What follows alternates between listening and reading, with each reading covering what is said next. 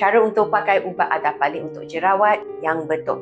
Adapalene adalah sejenis retinoid yang selalu diguna untuk rawatan jerawat.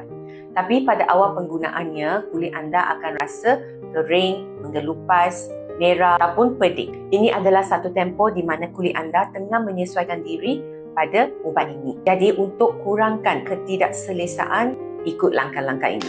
Nombor 1, guna P-size amount sahaja. Yang kedua, start low dan slow.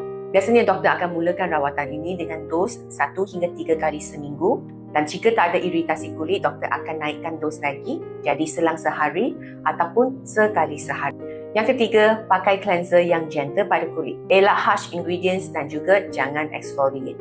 Yang keempat, pakai sandwich method, di mana you all cuci muka dengan cleanser dulu, lepas tu sapu satu lapisan moisturizer nipis, sapu adapalene, dan lepas tu sapu lagi satu lapisan moisturizer.